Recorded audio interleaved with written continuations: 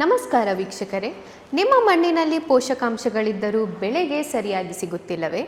ಅದಕ್ಕೆ ಕಾರಣ ಮಣ್ಣಿನಲ್ಲಿರುವ ಪೋಷಕಾಂಶಗಳನ್ನು ಬೆಳೆಗೆ ತಲುಪಿಸುವ ಉತ್ತಮ ಸೂಕ್ಷ್ಮಜೀವಿಗಳ ಕೊರತೆ ಇರಬಹುದು. ಇದಕ್ಕೆ ಉತ್ತಮ ಪರಿಹಾರವೇ ಕ್ರಿಯಾಜನ್ನ ಬಯೋ NPK.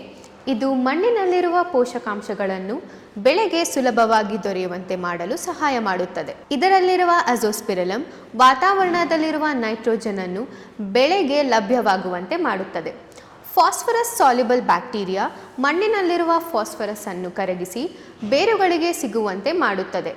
ಪೊಟ್ಯಾಷ್ ಮೆಬಲೈಸಿಂಗ್ ಬ್ಯಾಕ್ಟೀರಿಯಾ ಮಣ್ಣಿನಲ್ಲಿರುವ ಪೊಟ್ಯಾಷ್ ಅನ್ನು ಬೆಳೆಗಳಿಗೆ ತಲುಪಿಸಲು ಸಹಾಯ ಮಾಡುತ್ತದೆ. ಈ 3 ಜೀವಾಣುಗಳ ಶಕ್ತಿಯಿಂದ ಬೆಳೆಗೆ ಬೇಕಾದ ಮುಖ್ಯ ಪೋಷಕಾಂಶಗಳು ಸುಲಭವಾಗಿ ದೊರೆಯುತ್ತದೆ. ಬೆಳೆ ಆರೋಗ್ಯಕರವಾಗಿ ಬೆಳೆಯಲು ಸಹಾಯ ಮಾಡುತ್ತದೆ. ಬೇರುಗಳ ಬೆಳವಣಿಗೆಯನ್ನು ಉತ್ತೇಜಿಸುತ್ತದೆ. ಹೂವು ಮತ್ತು ಕಾಯಿ ಕಟ್ಟುವಿಕೆಗೆ ಬೆಂಬಲ ನೀಡುತ್ತದೆ.